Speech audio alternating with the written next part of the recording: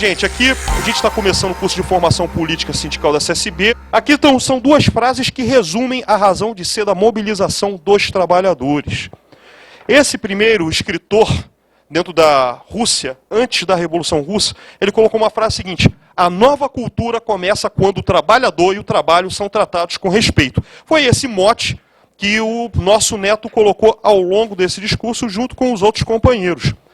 E a outra frase de um grande teórico de esquerda italiano, chamado Antonio Gramsci, que fala o seguinte: todos os homens do mundo, na medida em que se unem entre si em sociedade, trabalham, lutam e melhoram a si mesmos. Ou seja, cada um do que está aqui, como liderança, como representante de um sindicato, uma liderança de uma categoria específica, tem a sua missão justamente de orientar ideologicamente essas pessoas que estão sendo representadas. E daí é que está a importância da justeza das nossas propostas. Mas como é que a gente vai mostrar a justeza daquilo que nós pensamos, se porventura, em alguma ou outra situação, a gente não tem essa formação teórica? Porque a teoria nada mais nada menos que a explicação da prática tal qual ela é.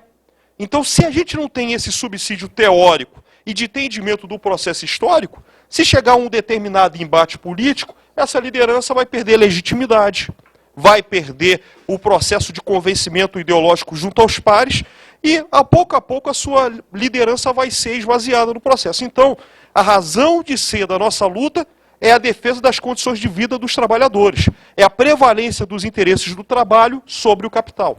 É uma coisa que tem que ser óbvia. Às vezes a teoria do óbvio tem que ser citada porque muitas vezes, por conta do nosso afã das nossas atividades, às vezes a gente esquece das nossas tarefas, como quadros políticos que cada um de nós somos. O objetivo do curso. Primeiro objetivo, minha gente: promover o maior preparo político e ideológico de cada liderança sindical para os embates existentes com outras forças do movimento sindical, ou como se posicionar diante da conjuntura política existente. Segundo ponto, fazer com que o cursando tenha o mínimo conhecimento, a partir de sua realidade e vivência, com o processo histórico brasileiro e como ele interfere na vida diária dos trabalhadores. Terceiro ponto, destacar pontos essenciais no campo da história social e da história política, levando em destaque o papel do movimento sindical brasileiro e dos setores mais avançados da sociedade brasileira. O que eu desejo a partir desse curso? Que vocês, participando, interagindo comigo, tirando todas as dúvidas, vocês possam ter as mínimas condições possíveis para entender todo o processo histórico no âmbito da história social, como os grupos sociais se portavam, no âmbito da história política, como os atores políticos se comportavam diante de determinadas circunstâncias, diante de determinados fatos históricos, e a partir disso vocês terem a devida posição face à atual conjuntura política nacional, independente da tonalidade. Né? Temos aqui pessoas de várias estirpes ideológicas, mas como o Neto falou, a nossa defesa é justamente na plena justiça social, na prevalência dos direitos dos trabalhadores, em prol de um projeto de soberania nacional. Correto, gente? Passando aqui, a gente vai tratar os antecedentes iniciais. Brasil, colônia, que aí a gente vai pegar alguns antecedentes das revoltas nativistas ou revoltas emancipatórias na construção daquilo que ainda seria o Brasil. Não tinha aquela ideia de senso de nacionalidade. Vamos pegar o Brasil Império, que você ainda não tem movimento sindical formado, e a partir daí o processo da gênese do movimento sindical e de crescimento vai passar a ser na Primeira República, prosseguindo na Era Vargas, com uma conjuntura bastante complexa, e que eu tenho certeza que vocês vão tirar muitas dúvidas, porque muitas vezes, na disputa da seara sindical, tem alguns que utilizam de forma, às vezes, desonesta esse período, porque, querendo ou não, a história o tempo todo dialoga com o presente. E depois vamos pegar a experiência democrática, 1945-64, regime autoritário civil-militar, 64-85 e a nova república. Tá bom, minha gente? Tem alguma dúvida? É por aí? Vocês estavam imaginando isso? Bom, vou prosseguir. Gente, vamos pegar agora Brasil colônia. Você, nesse período específico, a partir do século XVII, com a política econômica baseada no mercantilismo, você tinha, em grosso modo, a ideia de que as colônias deveriam colocar, na verdade, todos os seus bens a serviço da metrópole, só que de forma bem barata, enquanto a metrópole vendia os seus produtos para as colônias de forma... Cara, na verdade a colônia sempre ficava no famoso prejuízo, nessa formação político e econômica.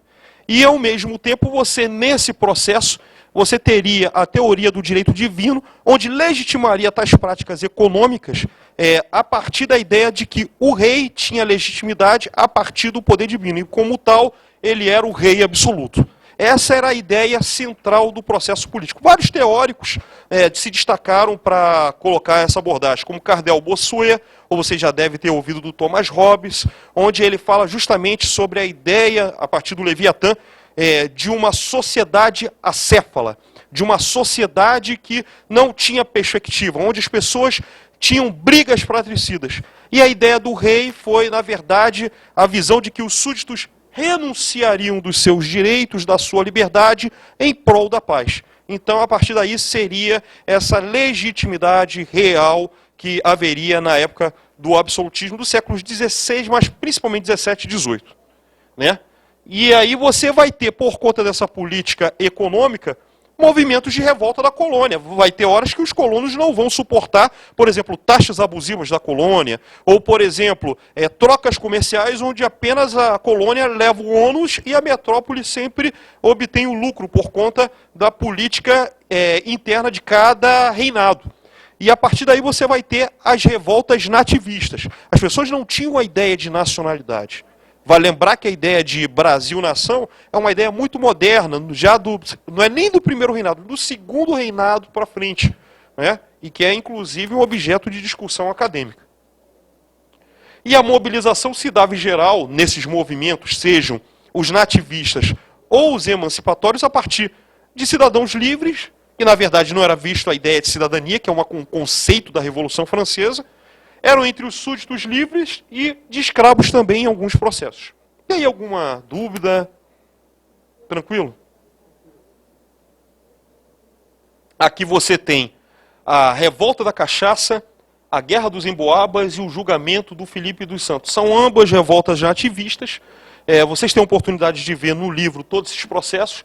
Aqui na Revolta da Cachaça era justamente o alto abuso de preços relacionados à cachaça cobrados em Niterói, São Gonçalo e até no Rio de Janeiro, em 1661, 1662.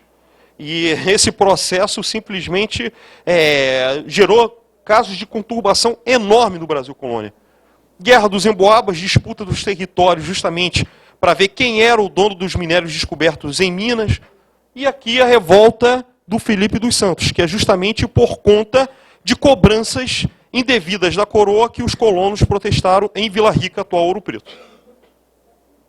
Então você tem essas revoltas nativistas, que na verdade são reivindicações pontuais da população. A primeira é a revolta da cachaça, que é em São Gonçalo, Niterói, e vai até o Rio de Janeiro. A revolta dos irmãos Beckman, em 1684, em São Luís, onde eles também cobravam frente à política escorchante da coroa portuguesa na questão de comércio de escravos, onde a população era bastante onerada. A resistência dos Palmares com o Zumbi dos Palmares, justamente porque, diante de um sistema escravista e diante da opressão que os senhores de engenho colocavam por conta da política canavieira e, enfim, do ciclo do cano-de-açúcar, eles aproveitavam, fugiam dos engenhos e montavam os quilombos. Só que esse quilombo do Palmares teve protagonismo por conta do contingente de pessoas, mais de 50 mil pessoas. E vale lembrar que, naquele quilombo, assim como os outros, também se reproduzia o ideal escravista. Por quê? Porque reproduziam as mesmas práticas dos reinos africanos, das tribos da África no século XIV, XV, XVI. Você tem a Guerra dos Emboabas e a revolta do Filipe dos Santos na Vila Rica, atual Ouro Preto. Agora, essas outras revoltas são de cunho emancipatório. O que quer dizer isso? Simplesmente a vontade desses cidadãos que, cansados das cobranças de impostos e da forte injustiça social cometida pela coroa portuguesa, resolviam, na verdade, tentar fazer a independência. Se não fosse do Brasil, mas pelo menos da capitania onde eles moravam. Por exemplo, a Inconfidência Mineira. Inconfidência, né, você sabe, A pessoa confidente é aquela pessoa íntima, né? Inconfidência já tá, o nome mesmo já é uma sacanagem que os historiadores colocaram. Em suma, a famosa fofoca mineira, que simplesmente chegou o nosso delator, chamado Joaquim Silvério do Reis, caguetou geral, a maioria dos intelectuais ou foram condenados ao exílio nas coroas portuguesas, e quem foi o boi de piranha do processo foi Tiradentes, que era um simples segundo-tenente, um alferes. Né? Conjuração carioca, que na verdade... sou carioca e a gente sabe que no Rio, às vezes, as pessoas levam tudo na sacanagem. Foi apenas a conjuração carioca é mais engraçada, porque só foi troca de cartas. Aí o pessoal, mas quem é essa carta? Só que essas cartas eram apócrifas. No final, a confidência não deu em nada. A conjuração carioca. Agora, a conjuração baiana foi o terror. Porque nela foram os escravos, mais os alfaiates e os soldados juntos. Imagina o bonde querendo fazer o processo revolucionário, ainda com influência de médicos que traziam o pensamento iluminista, baseado na razão, baseado na defesa de um Estado democrático, onde a pessoa não era vista mais como súdito, mas sim como parte do povo, como cidadão. Esse é um conceito moderno do século XVIII, a partir do pensamento iluminista, que essa turma vai trazer para a colônia. Só que na fofoca mineira não deu certo, era um grupo de elite restrita, que não levou esse processo para o conjunto da sociedade. Aqui na conjuração baiana não, o pau comeu, teve gente morta enforcada, entre escravos, a situação parecida com a conjuração baiana repetiria na revolta dos maleses, que seria em Salvador já no período da regência para o segundo reinado, né? Salvador tem essa peculiaridade, que a maioria das revoltas do século XVIII e XIX foram tudo feitos por escravos. Todas elas. Não quer dizer que não tinham trabalhadores livres, mas diante do contingente populacional, os escravos sabiam se organizar. Né? Conspiração dos Suassunas, que era um grupo de intelectuais que não se sujeitavam aos desmandos de Portugal. Eles foram condenados à prisão, mas depois soltos, e armaram essa brincadeirinha chamada Revolução Pernambucana. Quem é pernambucano aqui? Ninguém, né? Está aqui, né? Vocês dizem, tudo é maior. Pernambuco é maior, o aeroporto é maior. Tudo melhor, o Museu Brenão melhor. E a Revolução também foi boa. Porque foi essa ideia de Pernambuco e na Bahia do Nordeste como amplos setores mais politizados no Nordeste no processo histórico, resultou dentro desse processo a conspiração dos Suassunas, a Revolução Pernambucana e depois a Confederação do Equador, com Frei Caneca. E o Frei Caneca estava nessa aqui, na Revolução Pernambucana. E há uma construção histórica de emancipação parecido com isso, é o Rio de Janeiro e o Rio Grande do Sul. São Paulo teve conflitos, mas eram conflitos mais expansionistas, já no século XVII. 17, 18. Não que não tivesse movimentos de revolta, mas é um estado que, por conta do seu desenvolvimento industrial, agrário, com o auge da economia cafeeira no século XIX, teria uma tendência mais para o âmbito conservadorista, né, da cultura política histórica de São Paulo. Não quer dizer que o estado de São Paulo seja extremamente conservador, mas a cultura política seguia mais esse viés. Tanto que, se vocês forem ver, só as poucas revoltas que tiveram em São Paulo foram revoltas organizadas. E as revoltas que houveram em São Paulo, em sua maioria, eram revoltas contra-revolucionárias. No sentido, porque, na verdade, era para voltar ao sistema anterior. E assim vai dentro desse processo. Cada estado tem uma cultura política. E assim sucessivamente. E Pernambuco tem essa peculiaridade. Né? Desde a Guerra dos Mascates, a rivalidade Recife-Olinda, e dentro desse processo, a construção da consciência. A construção da consciência, e isso a gente vai ver dentro do processo do movimento sindical, e aí eu vou na linha teórica do Edward Thompson, é uma construção que ela não é unicamente linear e que só apenas sobe. É um processo de idas e vindas. A construção de consciência, e eu sei que vocês cada dia colocam com os seus liderados, nos seus sindicatos ou nas federações, é um processo duro, né, gente? É um processo de convencimento que demora tempo. Às vezes as pessoas não estão preparadas para a conjuntura. Aí às vezes as pessoas aprendem, me desculpa a expressão, na porrada. E aí com isso elas começam a tomar essa consciência. Mas isso vocês podem ficar despreocupados, porque vocês estão fazendo o papel correto e é a construção de um processo histórico. Tá bom? Alguma colocação? Nada? Está muito professoral. Pode falar.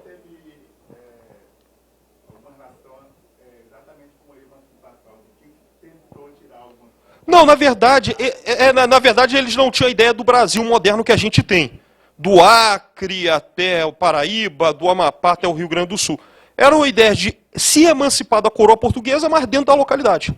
Tipo, conjuração mineira. Eu vou libertar Minas Gerais do resto da colônia da coroa portuguesa. Ou, por exemplo, vamos montar, por exemplo, a Confederação do Equador. Isso já no reinado de Dom Pedro I. Foi um movimento à parte, não tinha o caráter, vamos fazer um movimento de emancipação do Brasil, fazer com que o Pedro I caia. Não, era um movimento nacional deles, que era Pernambuco, Paraíba. Não, independência localizada. É como se fosse, por exemplo, vou dar um exemplo aqui, a antiga União Soviética, quando você teve o final da Guerra Fria, não teve o desmembramento com a comunidade de estados independentes? Aí depois você começa a ter Ucrânia, Moldávia, que eram estados dentro da União Soviética. Você vai ter Cazaquistão, era nesse processo. Eles queriam fazer isso na mesma forma no Brasil.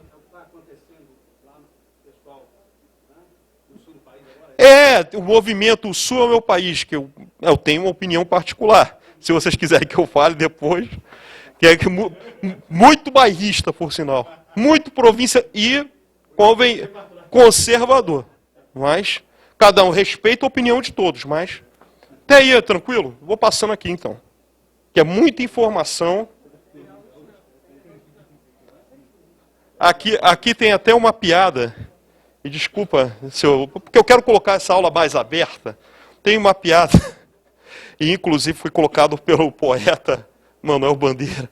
Diz o seguinte, que Dom Pedro I, quando ele veio sinal de independência, que ele estava desesperado, recebendo informações para saber como é que estava o comportamento político da coroa portuguesa para promover a independência dentro do processo crítico de disputa política após a volta de Dom João VI para Portugal. E chegam os poetas modernos para avacalharem com a visão tradicional de que o Dom Pedro I era um patriota e tudo. Diz que ele estava no momento de desespero para soltar um fax. Soltou as margens do Ipiranga. E depois falou, já me sinto independente. Independência ou morte? Aí ele faz. E aí, gente, o Brasil é um império. Você não tem nada de movimento sindical no Brasil. Você tem a primeira revolução industrial na Inglaterra, já em meados do século XVIII para frente. E o que acontece nesse processo? Como as cidades começam a superlotar com a migração do campo para cidades como Manchester, como Londres, o que vai acontecer? As pessoas trabalham nas indústrias, 14, 16 horas de trabalho. Ao mesmo tempo, você não tem férias, você não tem uma política clara de remuneração, você não tem qualquer medida de caráter protetivo para os trabalhadores. O que é que vai acontecer? As pessoas vão se revoltar. Vão ver mulheres trabalhando da mesma forma que os homens, às vezes sendo assediada pelo patrão ou pelo supervisor que estava lá na fábrica. Então, é a partir daí que começa a nascer o movimento operário na Inglaterra, de forma pioneira, na construção da organização da classe trabalhadora, da forma moderna como a gente vê. E aí você tem o movimento ludista, que era uma forma de construção de consciência. Qual era a construção da consciência deles? Ainda que na visão rudimentar, que quebrando todas as máquinas, automaticamente pararia a opressão. Era essa a ideia. Alguns poderia ter uma forma inteligente, vamos supor, vamos parar de fazer a produção, vão ficar de braço cruzado e vão fazer a greve. Poderia ser outra, mas dentro da construção, da consciência e da experiência de vida, o que acontece? Você constrói paulatinamente as condições da consciência de classe. Eles eram classe por si e se tornam classe para si. E o que acontece dentro desse conceito? Antes, uma coisa é eles saberem, poxa, eu sou trabalhador, mas eu estou sendo oprimido pelo patrão. A outra não. Olha, eu falo para o irmão aqui, poxa, velho, estamos sendo oprimidos. Caramba, o que a gente vai fazer? Eu falo, vamos unir aqui, eu, você, ele, ela. vamos unir aqui os nossos companheiros, vamos fazer um ato, pelo menos de boicote, ou operação tartaruga, ou qualquer coisa.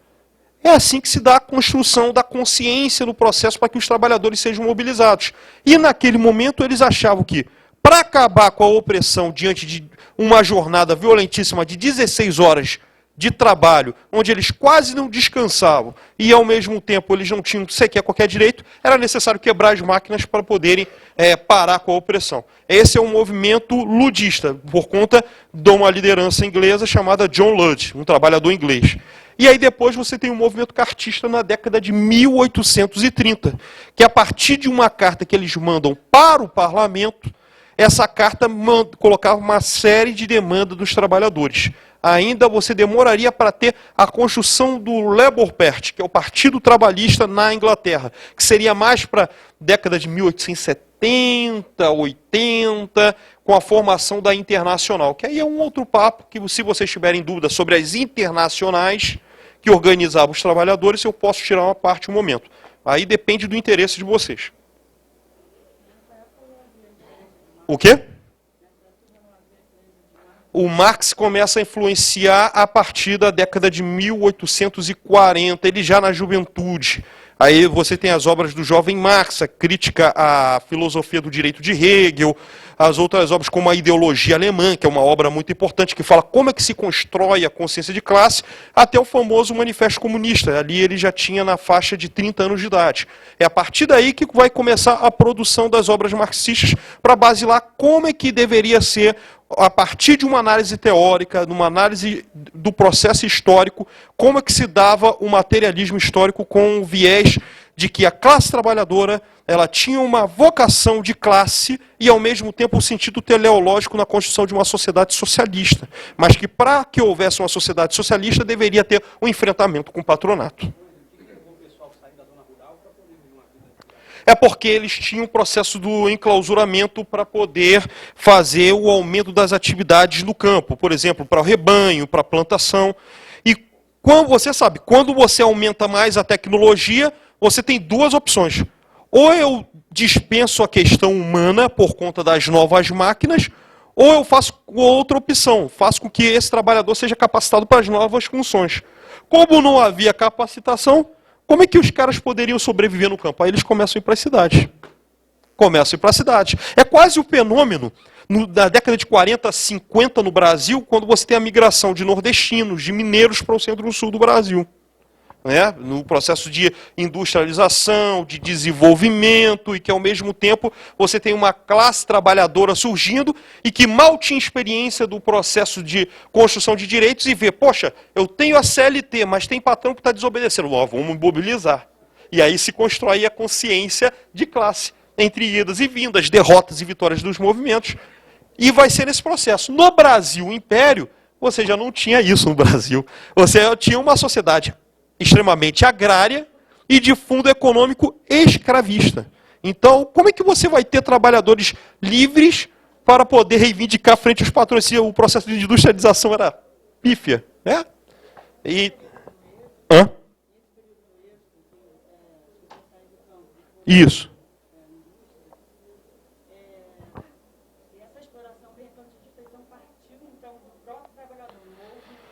Não, é a partir da necessidade. Por exemplo, você chega, vamos supor, olha, eu estou querendo trabalhar, vamos supor, na minha região. Eu estou trabalhando como doméstica, mas aí tem uma medida que, infelizmente, a dona de casa que está te bancando, o salário dela está sendo onerado. Ela falou, olha, não vou te bancar mais, você não vai poder. O que você vai fazer? Das duas, uma, ou você vai fazer bico em outro lugar da região, ou você vai migrar. É um processo parecido, só que aqui você tem uma peculiaridade. Na Inglaterra você tinha um processo de industrialização nascente. No Brasil não, você era uma sociedade escravista, onde ao mesmo tempo você tinha uma mudança, por exemplo, você tinha o ciclo da cana-de-açúcar no século XVI para XVII.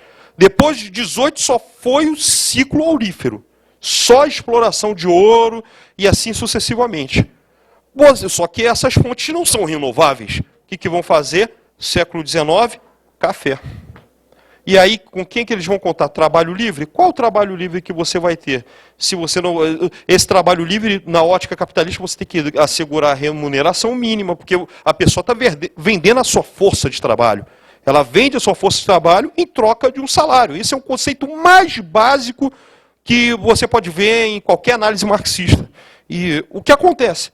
Você tem uma sociedade escravista que eu não preciso pagar para essa pessoa em prol do trabalho. Ela trabalha já grátis, porque eu estou oprimindo essa pessoa. E ai dela se ela não trabalhar. Então você já tem um processo de formação de uma sociedade onde a própria visão de trabalho era desvalorizada. A ideia de dignificação do trabalho, ela vai começar no Brasil com um pensamento entre reformistas e anarquistas na década de 10 e 20, com a presença depois dos comunistas, e mais tarde, principalmente, na visão trabalhista de Vargas. Aí é um processo que a gente vai falar depois. E aí eu vou prosseguindo aqui. Aí a gente tem as participações populares diante da carestia do governo de Dom Pedro I, porque o que acontecia? As guerras de independência para garantir a unidade nacional, ele tinha que gastar dinheiro do Estado. E o Estado nascente. O Estado nascente, para reconhecer a independência, tem que pagar 2 milhões de libras esterlinas no acordão entre Portugal e Inglaterra, que, na verdade, o que aconteceu? Nada mais, nada menos, Portugal passou a dívida que tinha com a Inglaterra para o Brasil. Essa que foi a realidade. O Brasil já nasce endividado. Aí junta isso, mal cria o Banco do Brasil, começa a emitir moedas, aí nasce a escalada inflacionária. E quem é onerado nesse processo? O povão. E aí é que começam as revoltas internas até o ponto de Dom Pedro I ser simplesmente obrigado a abdicar do trono para Dom Pedro II, que demoraria ainda um período regencial. Né? Então você vai, a partir do período regencial, ter revoltas de fundo popular, espalhados em várias partes do Brasil. E o pessoal conservador, geralmente dos partidos conservadores que estavam administrando o processo dentro do período regencial, como o padre Diogo Feijó, e aí você vê que a ideia de fé e política continua o processo histórico, e isso não é novidade. Né? Você vai ter outros regentes conservadores como Araújo e Lima, e eles achavam o seguinte: pô, vamos antecipar a maioridade de Dom Pedro II e aí vamos ter a pacificação geral. Pelo contrário, ainda continuou o processo de revolta, que diga revolta farroupilha. Né? Aí você vai ter as revoltas, o bonde pegando pesado por conta da instabilidade política. Ainda você tinha a ideia de uma construção de um Brasil-nação. Lembre-se, a independência foi em 1822. O que é que você começou em 1831? Mal 9 anos de Brasil. Os caras mal tinham a sensação de ter identidade. Você ainda não tinha aquela coesão nacional. Essa coesão nacional só começa com Dom Pedro II, quando ele vai começar a dar estabilidade política, quando ele vai começar a gerar uma série de questões, inclusive do âmbito da intelectualidade, da produção de uma historiografia nacionalista, com a fundação do Instituto Histórico Geográfico Brasileiro, na década de 1850. Também o Dom Pedro II vai incentivar a questão da literatura romântica, e o romantismo dá essa ideia de uma visão de unidade nacional, a partir da visão romântica, burguesa, e assim sucessivamente. Então você vai ter Revolta dos Guanais ou Federação dos Guanais, que derrocaria na Sabinada, né, em Salvador. Só que no meio desse bonde você tem uma revolta só comandada por escravos. Tem uma tese de doutorado de um amiguinho chamado João José dos Reis, da UFBA. É o trabalho inédito. Se vocês procurarem no estantevirtual.com.br, vocês vão encontrar o livro que trata exclusivamente, de forma inédita, a revolta dos malês, que dura, na verdade, esse ano inteiro de 1835 e liderado por escravos, alguns até de origem islâmica, que ficavam em Salvador. E foi um processo que literalmente parou Salvador. Né? Imagina as classes dominantes terem que lidar com uma revolta de escravos devidamente organizados. Isso aconteceu em Salvador. A Sabinada, que é um movimento ligado a intelectuais que participaram da revolta dos Guanais, ou Federação dos Guanais.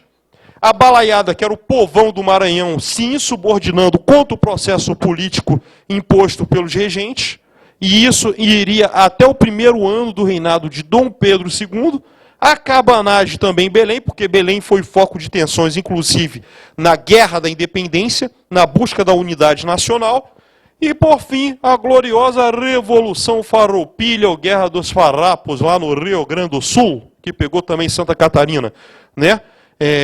Que foi simplesmente uma guerra que, na verdade, foi muito além, uniu as oligarquias, os comandos militares e os próprios escravos no processo de emancipação. Por quê? Porque o Rio Grande do Sul estava relegado a segundo plano dentro do projeto nacional. E, por ser relegado em segundo plano, aí a turma começa a se unir e pensa na ideia de um país independente. Né? Então aí o bonde da gauchada, com os barriga verdes na República Juliana, chegaram, já me sinto independente. E os caras montaram Estado e tudo, com governo, parlamento e tudo, e se não fosse Duque de Caxias para fazer a negociação, falar, olha, com exceção de general, todos que são graduados até coronéis estão efetivados nas suas patentes, escravos que lutaram dentro do processo estão libertos, foi a forma de pacificar e unificar o Brasil inteiro. Foi a partir desse processo que você começa a ter a ideia da nacionalidade e da visão que temos Brasil. Alguma dúvida? Posso prosseguir? E aí você tem aqui a fotinho da Guerra dos Farrapos e tudo, os motins, as revoltas e tudo, PPP, papapá. E aí, como eu estou referendando, diante da incipiente industrialização em uma sociedade agrária de viés escravista, não existiam trabalhadores organizados no Brasil no decorrer dos primeiros e segundo reinados, contrastando com o movimento operário na Europa. Na Europa você tinha trabalhadores que, por conta das suas experiências e do seu dia a dia do trabalho, da opressão que sofriam, se organizavam e se mobilizavam. O Brasil, como que você vai ter uma experiência num Brasil reinado com Dom Pedro II, que mal tinha uma monarquia parlamentarista, mas ainda assim com futricas entre liberais e conservadores, dentro de uma sociedade tradicionalmente escravista e agrária economicamente? Não tinha como, né? Não tinha como você ter trabalhadores organizados. No máximo eram motins, por exemplo, a revolta do Vintém, da década de 1880, que era o quê? Era a revolta pelo aumento das passagens do bonde. Então, quer dizer, era uma revolta pontual, que não tinha a ver com a luta dos trabalhadores, mas com o dia a dia cotidiano da população em geral. Você não tinha essa visão da consciência dos trabalhadores se organizar em sindicatos, ou trabalhadores, se não em sindicatos, mas se reconhecer como classe. Isso aí é um processo que vai demorar no Brasil. Ao mesmo tempo, número de indústrias no Brasil.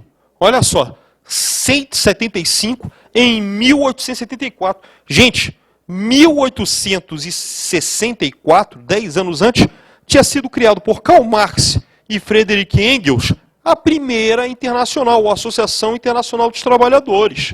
Os caras já estavam organizados, já tinham lutas, demandas. E detalhe, não eram trabalhadores, por exemplo, da Prússia, eram trabalhadores da Inglaterra, da Espanha, da França, que se articulavam nessa internacional e nessa internacional deliberavam como esses trabalhadores deveriam se organizar de forma conjunta ou respeitando a peculiaridade de cada luta no respectivo país. Então, eles já estavam organizados por conta das suas demandas. No Brasil, como é que você vai ter demanda se você só tem mal 175 indústrias em 1874? E aí você tem mais de 600 em 1884, ou seja, você tem 425 indústrias a mais no decorrer de 10 anos. Ou seja, 42 indústrias por ano. Ou seja, coloca no corpo de 42 indústrias no Brasil inteiro, minha gente. Ou seja, não é nada, né, gente? Não é nada. Aí eu pergunto, como é que vocês poderiam ter dimensão que poderia existir um movimento sindical organizado nesses moldes? Deixo para vocês. Bom, e aí você tem uma economia agrária com destaque ao setor cafeeiro, baseado no trabalho escravo, e vale ressaltar que com a abolição da escravatura em 1888, embora existissem medidas abolicionistas lentas, como a lei do ventre livre e a lei do sexagenário, outras alternativas foram construídas, como destaque para o recrutamento de trabalhadores através da imigração. Só que aí o que acontece? Primeiro problema, você tem a abolição da escravatura. Mas desde o processo do fim do tráfico negreiro com a lei Eusébio de Queiroz em 1850 e passando a lei do ventre livre, a lei daqueles que quem tinha mais de 60 anos trabalhava um pouco até chegar aos 65, ou quem tinha 65 já era liberto. Ainda assim, com todas essas medidas, você não tinha medidas sociais preventivas. Por exemplo, a pessoa está liberta, como aconteceu após a Guerra da Secessão nos Estados Unidos em 1865, onde os escravos foram libertos. Após uma guerra civil intensa nos Estados Unidos. O que aconteceu? Os escravos foram libertos, paulatinamente foram distribuindo terras. Paulatinamente começaram a dar oportunidade para que eles, até na perspectiva liberal, que é o conceito onde a pessoa, a partir do processo do individualismo, da visão da meritocracia como meio da pessoa se afirmar como cidadã, ela participar do mercado, elas tinham oportunidade de exercer, porque já tinham a terra, uma propriedade. No Brasil, não. Você liberta esses escravos, mas como é que você vai garantir medidas protetivas? As elites não queriam isso. Né?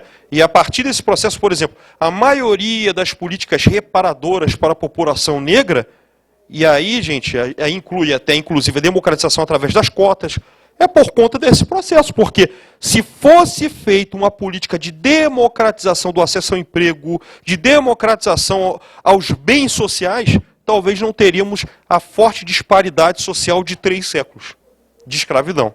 Então é um problema que o Brasil carrega até hoje, fruto do processo escravista. São mazelas que o Brasil carrega até hoje. Por exemplo, você pode ver muitos indicadores, por exemplo, do DIEESE, fazendo esse diálogo da história, do passado e presente, muitos indicadores colocam que trabalhadores brancos ganham mais que negros, ou ganham mais que pardos, por conta desse processo de desigualdade a partir do caráter racial.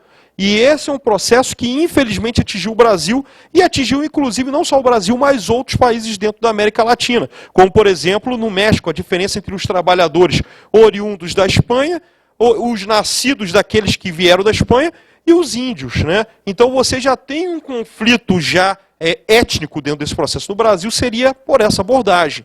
Né? E muitas das mazelas não são resolvidas porque são chagas de processos de séculos e séculos, sem qualquer medida protetiva para esse contingente populacional.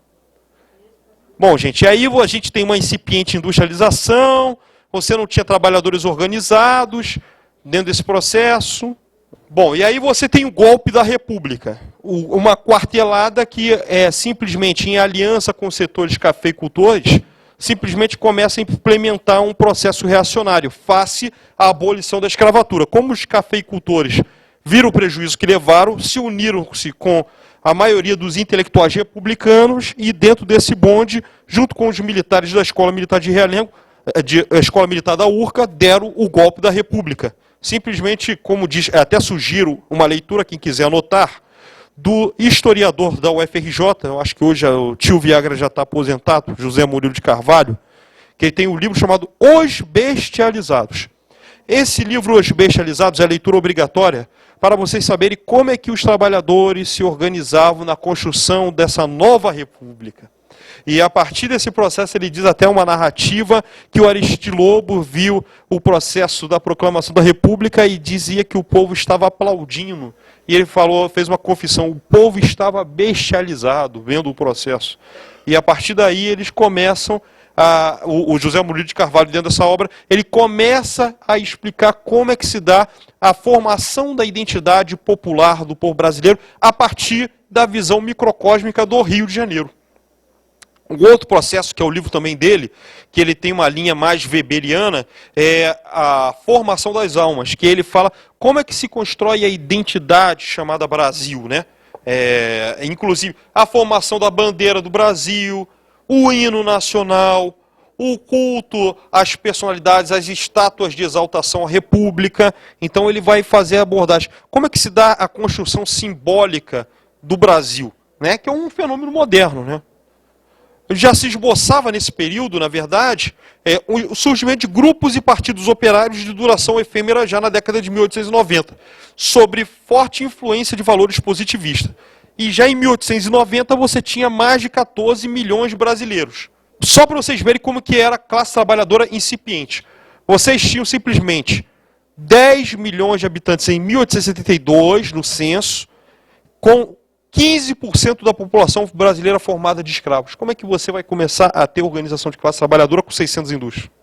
E aí, a partir desse processo, você tem a construção de partidos operários efêmeros, e tem uma literatura que faz essa abordagem de como é que a construção dos direitos sociais começaram a ser feitos no Brasil até se consolidar com Getúlio Vargas, com a famosa consolidação da lei do trabalho. O nome do livro?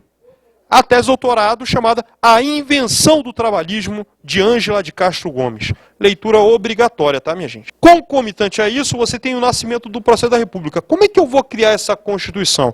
E ainda mais, a maioria tendo aquela influência da visão republicana e liberal norte-americana. A turminha faz a Constituição de 1891. Né? Você não tem quase nenhuma abordagem do âmbito social. E para piorar a situação, parece bonito, né? Quando você, em 1891, falava só podem votar pessoas que saibam ler e escrever a partir de 21 anos. Só que você tinha, por exemplo, uma camada que chegava ao patamar de 80% a 85% de analfabetos. Antes, o voto censitário, no segundo e no primeiro reinado, era baseado na renda do cidadão. E aí, novamente, os bestializados abordam exatamente isso. Quando você coloca essa norma de alfabetização a partir dos 21 anos como critério de cidadania, aqueles analfabetos que ganhavam 200 mil réis, 400 mil réis para se tornar deputado, ou 800 mil réis para se tornar senador, não podiam mais votar. Então você já começa a nascer uma primeira república excludente. O único local que teria um caráter includente é a partir da ideia do positivismo social, onde a ideia de um Estado governado por iluminados e sábios traria progresso para a sociedade, em especial para os trabalhadores. Era essa ideia, em suma, do positivismo social, influenciado por Auguste Comte, e que influenciaria os intelectuais brasileiros, principalmente os que governaram no Rio Grande do Sul, como o Júlio de Castilhos. E essa influência do positivismo social vem do Conde de Saint-Simon, um socialista utópico. É a partir da criação da visão do Estado, a partir da visão da metodologia da ciência no âmbito do governo do Estado, onde somente os sábios, as pessoas que tinham capacidade, poderiam ter condições de administrar racionalmente o Estado, visando o bem-estar da sociedade e chegando a uma sociedade baseada no progresso e no ordenamento claro de paz social, é que se teria uma sociedade mais justa. E é isso que o positivismo social abordava dentro de todo esse processo. Então, a partir daí, você começa a ter direito a 8 horas de trabalho, a existência de um salário para as pessoas, o direito às férias e assim sucessivamente. Então, tá maneiro. Aqui você tem a Assembleia Constituinte de 1891, né, com as figuronas, né, oligarcas. O Júlio de Castilhos, que é esse figurinha aqui que começa a defender institucionalmente em uma Constituição estadual os direitos dos trabalhadores. E aí o que a gente falava? A gente não falava da mobilização dos movimentos sociais na Europa? Aqui, meu irmão. França, meados da década de 1850. 4 milhões e meio de trabalhadores. Inglaterra, 1867. 800 mil trabalhadores sindicalizados. Brasil, 55 mil operários em 1890, chegando ao patamar de 275 mil em 1920. E isso que o Rio de Janeiro era o mais organizado, por quê? Porque era a capital federal. No máximo São Paulo. E aí, como é que fica? Como é que fica a situação para organizar estes trabalhadores? Seria um processo ainda paulatino. Claro, na capital federal estaria mais na frente, porque, como você é o coração político do país, você teria uma mobilização mais reativa dos trabalhadores às medidas de opressão dos governos. E lembrando o seguinte, minha gente, os prefeitos, na verdade, que haviam no Distrito Federal, não eram eleitos. Eram prefeitos escolhidos pelo presidente. Como o prefeito poderia oprimir os trabalhadores aproveitavam e reagiam. E a partir daí se organizavam. Né? Tá ligado? Primeira Internacional Socialista em 1864, com dissolução aqui em 1872. Diante da divisão entre anarquistas e social-democratas, e a seguir foto de 1913, no Congresso da Segunda Internacional, que foi fundada em 1889. E a Terceira Internacional, que é a Comintern, foi em 1919. E aí você vai ter, 5 décadas depois da criação da Internacional, em 1864, é criada no Brasil a Central Operária Brasileira, a famosa COB, em 1907, após a realização do primeiro Congresso Operário em abril de 1906. Ou seja, minha camaradagem, depois de 4 décadas o bagulho se organiza no Brasil, atrasado, né? Por conta das condições socioeconômicas, a partir de um processo atrasado de industrialização. A gente não está nem na segunda fase da Revolução Industrial, já está indo para a terceira fase, ainda adentrando a terceira, né? Mesmo com o surgimento tardio do movimento operário no Brasil, vale ressaltar que este movimento tinha a presença de amarelos, reformistas, como eu falei agora há pouco, e anarcossindicalistas com a hegemonia dos últimos. Os anarquistas, como negavam o Estado, negavam a luta política e iam para o enfrentamento, obviamente que, como os trabalhadores sentiam na pele toda a situação que sofriam, iriam blocar mais com os anarcossindicalistas do que propriamente com os reformistas. E aqui, voltando à tua pergunta, os partidos locais voltados entre esses trabalhadores, além de efêmeros, não possuíam expressão diante da política institucional extremamente oligarquizada, com a política dos governadores no governo de Campos Salles, com a descentralização política e a existência do coronelismo como fenômeno político. Né? Porque o que acontece? Você tem o nascimento da República, você tem 2 governos fechados, como o do Deodoro e o do Floriano Peixoto. Aí você primeiro tem a briga entre monarquistas e republicanos. Os monarquistas não querem nem a pau que a República dê certo. Os republicanos se viram para enxotar os monarquistas. Aí depois tem conflitos internos, tem conflito da volta federalista, tem conflito de Canudos. E aí, como é que vamos gerar unidade interna do Brasilzão? Aí chega esse 7-1 do Campos Salles e vão falar, olha, gente, não dá mais para centralizar a parada. Gente, é tudo nosso, mas também de cada um de vocês. Ó, você é o bonde de Minas, você é de São Paulo, Santa Catarina, Rio Grande do Sul, Bahia, Pernambuco, Ceará, Amazonas, Pará e tal.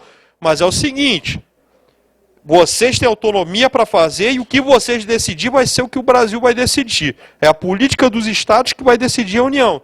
Todo mundo junto é junto e misturado, é nós no DVD. Então foi a política dos governadores. Mas como é que eu vou sustentar? A partir dos coronelzinhos da Guarda Nacional, que como controlavam as localidades, eram eles que amarravam o processo político. E a partir daí começa a aliança, coronéis com os dirigentes estaduais que fazem o consenso dos oligarcas nacionais. Exatamente. Você descentraliza, dá muito poder para os estados. E aí você faz a despolitização do processo político. Né? É isso que você vai ter. Refluxo do movimento operário, de 1908 até 1902. Quem se lembra, a revolta da vacina foi em 1906, com uma reação justamente à medida autoritária do Rodrigues Alves em simplesmente impor uma medida de saúde para proteger a população dentro do processo urbanístico. O processo urbanístico no Rio de Janeiro, que é para fazer, na verdade, uma Paris tropical, como o Barão de Haussmann fez no século XIX, simplesmente impunha a expulsão dos trabalhadores no centro para ir para os subúrbios, os trabalhadores começaram a agir contra qualquer política que fosse implementada pelo Estado. E é a partir daí que o Estado vai com toda a força, e aí tem o refluxo do movimento popular e operário, de 1908 a 1912. E aí os trabalhadores se organizam em setembro de 1913 com o segundo Congresso Operário Brasileiro. E aí, a partir disso, o movimento operário começa a se nacionalizar. Aí você vai ter um pessoal do Rio, pessoal de São Paulo, Rio Grande do Sul, Pernambuco, Bahia, e assim vai. E aí você tem Rio de Janeiro e São Paulo que começa a dar o tom, mas você começa a ter Rio Grande do Sul, Bahia, Pernambuco. E aí você tem o processo de industrialização com a Primeira Guerra Mundial. Por quê? O processo de substituição de importações. Como a maioria dos países industrializados estavam em combate na Primeira Guerra Mundial, o que acontecia? esses países iam para a indústria bélica, para fomentar mais armamentos. Quem é que começa a produzir as coisas? Os países latino-americanos. Substituição de importações, eu aumento as indústrias e automaticamente começo a colocar operários e operárias. E aí, a partir disso, a galera começa a se organizar. Porque começam a trabalhar 14, 16 horas, não tem folga, não tem final de semana, não tem férias, não tem porcaria nenhuma, e a turma começa a simplesmente se organizar. Primeiro Congresso Operário Brasileiro, em 1906, a turminha se organizando. Centro-esquerda aqui superior, o terceiro Congresso Operário, em 1920, e a mobilização dos operários se mobilizando na Primeira República, já na década de 1910.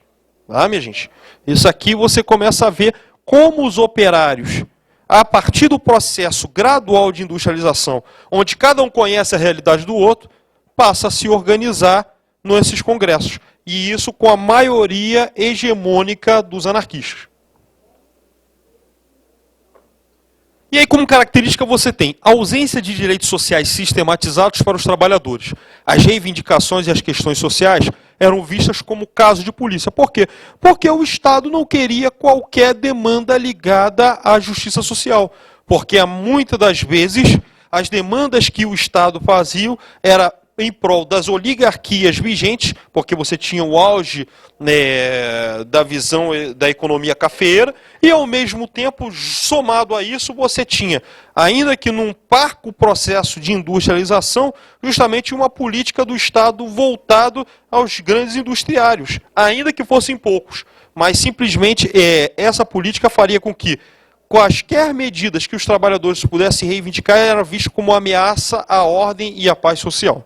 E foi a partir daí que o Estado começou a reprimir de forma dura todas as mobilizações dos trabalhadores nesse decorrer década de 10, década de 20. E aí você tem greves em São Paulo em 17, no Rio de Janeiro em 18, na Bahia em 1919. Além de reivindicações do movimento operário no Rio Grande do Sul e em Pernambuco ocorridas no mesmo período.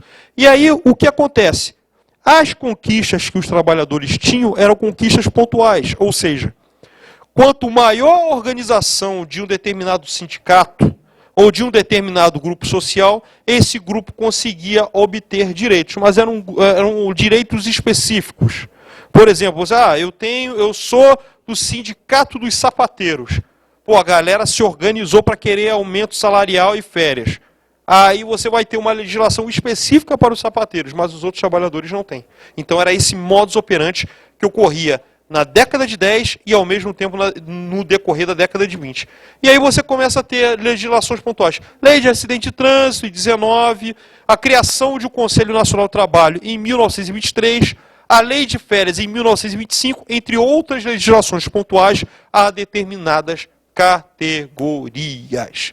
Ainda é um processo embrionário de organização da classe trabalhadora, com o anarquismo liderando nas décadas de 1900 e 1910, com a presença dos reformistas, que não eram maioria, mas tinham uma certa inserção parlamentar, e mais tarde você vai ter a inserção do Partido Comunista a partir de 1922. Após as derrotas consecutivas do movimento operário no final da década de 10, como eu falei, a greve em São Paulo, a greve geral em São Paulo de 1917, a do Rio em 18, da Bahia em 19, os trabalhadores começam a fazer as suas autocríticas. Por que os anarcossindicalistas, os anarquistas, mobilizam, mas não conseguem obter as vitórias? E aí você tem concomitante a isso, em 1917, a vitória da Revolução Russa com os bolcheviques. Então, alguns trabalhadores vão fazer a sua autocrítica. Vão falar, opa, esse modelo de mobilização dos anarquistas não está trazendo resultado para mim de forma imediata. E, paulatinamente, o movimento anarquista vai ser esvaziado e outros moldes de luta vão ser colocados e para ser apresentado aos trabalhadores. Tá bom, gente?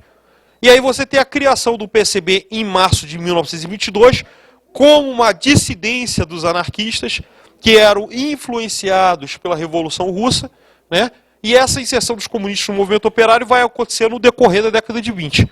E automaticamente isso influenciaria em outros campos da sociedade, na literatura. Por exemplo, você tem o Lima Barreto, um grande quadro intelectual, cronista, que eu acho que é muito bom que vocês possam estar dando uma lida nas crônicas dele, né? O Triste Fim de Policarpo Quaresma, né? As memórias do escrivão Isaías Caminha e assim sucessivamente, abordam, ou também os Brusundangas. Esses Brusundangas é importante, que aborda a respeito do Brasil dos anos 10. Como é que era esse Brasil dos anos 10? Como é que as elites se comportavam de forma medíocre? Qual era a forma dos trabalhadores reagir de forma marota e inteligente? E ele faz essas leituras no olhar bastante irônico e crítico da realidade. E a literatura começa a dar esses esboços de mudança com uma identidade alternativa ao Brasil a partir desse período, com o pré-modernismo e depois com a escola modernista. Fundação do Partido Comunista, em 25 de março de 22, com esses fundadores que vocês estão vendo, Astrogildo Pereira, Otávio Brandão e companhia.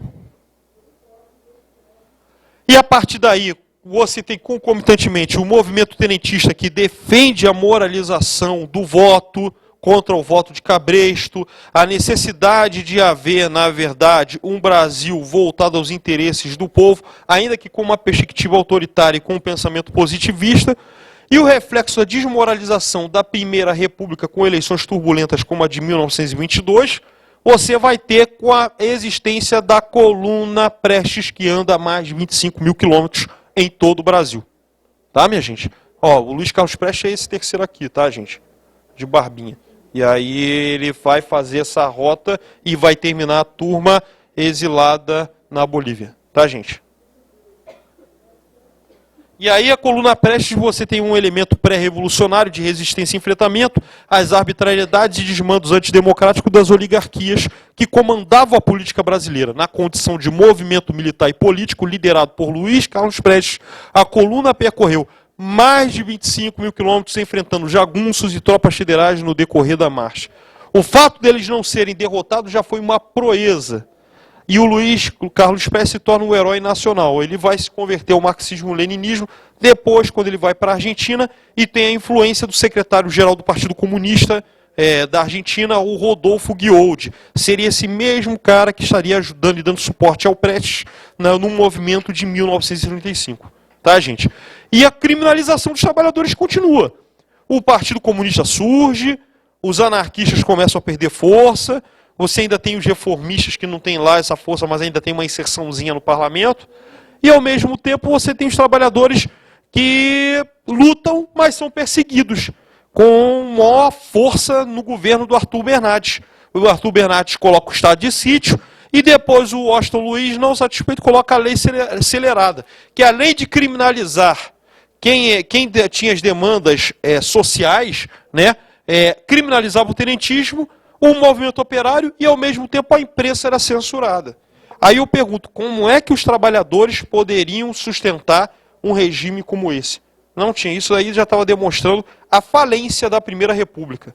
Somando-se a falência da Primeira República com também todo o processo da crise econômica de 1929, que atingiu de forma certeira o Brasil, onde simplesmente ninguém mais comprava o café brasileiro diante dessa crise mundial, o que acontece? Você vai ter um país com colapso econômico, as classes trabalhadoras reivindicando, e um processo eleitoral em 1930 que, com o esquema do coronelismo e das eleições fraudadas, automaticamente elege o Júlio Prestes no lugar de Getúlio Vargas. Moral da história, com a eleição fraudada, há uma contestação popular com os setores esclarecidos da classe média, as oligarquias dissidentes, e o que acontece?